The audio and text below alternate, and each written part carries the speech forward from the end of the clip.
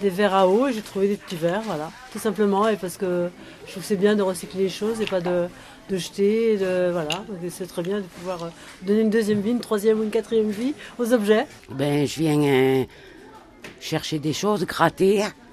C'est intéressant, il y a des jolies choses. Voilà.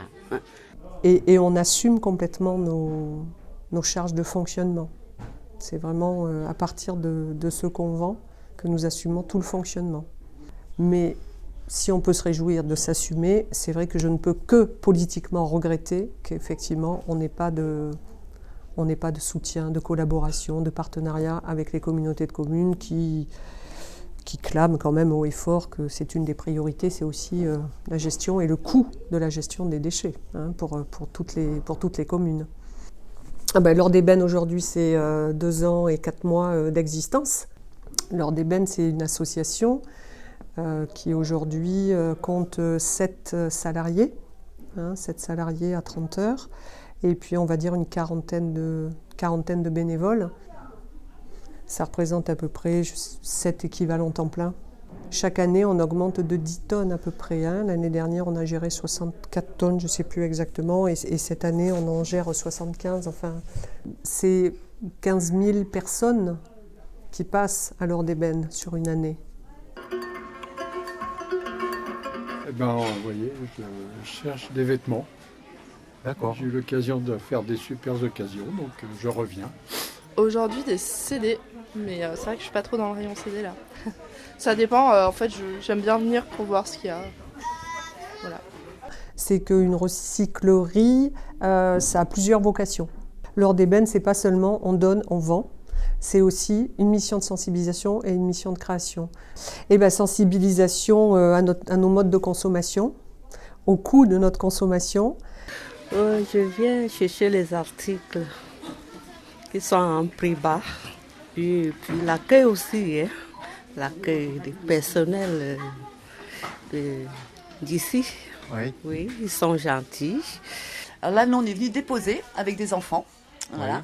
Oui. Donc déposer des vêtements et tout ça. Et là, maintenant, on vient voir un peu la boutique, voir ce qu'ils peuvent trouver. Voilà. Des choses, même d'occasion, qu'on trouve que c'est bien qu'ils soient un peu là-dedans, maintenant, les jeunes. Voilà. Et ça leur plaît bien. On veut travailler avec les enfants, les collégiens, les lycéens, parce que c'est un petit peu eux demain qui seront les consommateurs. Quand je donne à la recyclerie, je pose un acte citoyen. Les disruptifs, j'ai donné quelque de ces stories. Toy Story, t'as donné Buzz l'éclair et Woody. Et après c'est tout. C'est chouette, enfin voilà, il y a des objets qui nous plaisent plus, qui peuvent plaire à d'autres. Ça permet de faire circuler les choses et voilà, ça peut faire des heureux des fois, donc c'est chouette. Alors je commence à préparer des lots que je vais amener, effectivement. Voilà. Avant je faisais des brocantes, maintenant j'en ai plus envie, je vais donner.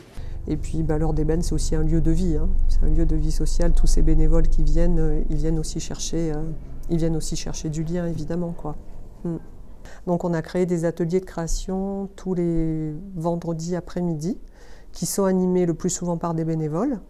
Voilà, puis les gens s'inscrivent, il faut aller sur le site internet et les gens s'inscrivent tout simplement.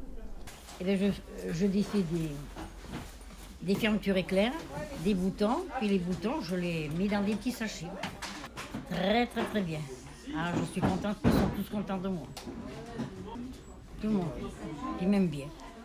Donc c'est pour ça que je dis que pérenniser cette mission de sensibilisation, ça va dépendre effectivement de comment évolue l'activité de l'Or d'Ébène.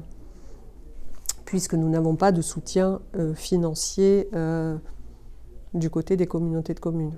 On ne peut être que satisfait de s'assumer au niveau des charges de fonctionnement, même s'il faut quand même rappeler que les salariés sont payés au SMIC. Bon voilà, c'est comme ça, je le regrette. J'ai essayé de travailler plusieurs mois, même plusieurs années avec la 3CPS et la CCVD.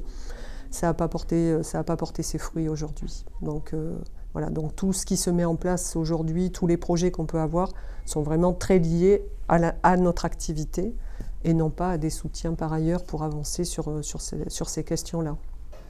Il faut savoir que dans une recyclerie, nous, on s'était engagé avec les communautés de communes à peser tout ce qui rentrait et tout ce qui sortait de leur débène.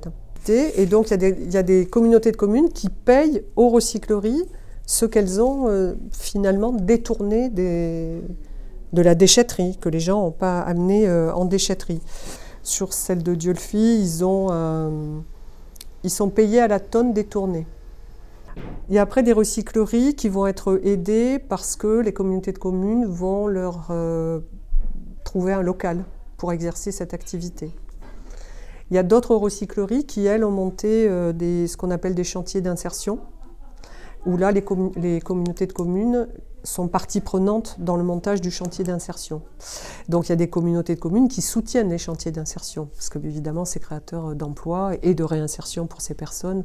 C'est souvent des personnes qui sont assez éloignées du monde de l'emploi, et donc une recyclerie c'est vraiment un support intéressant pour ça, hein. Non seulement par rapport aux différents corps de métier qu'on a dans une recyclerie, mais aussi par rapport à la dynamique de travail, on est sur du temps partiel, enfin voilà, ça permet de se remettre un peu dans les... Bon, donc ça c'est un projet qui a complètement avorté du fait qu'on n'avait pas de soutien.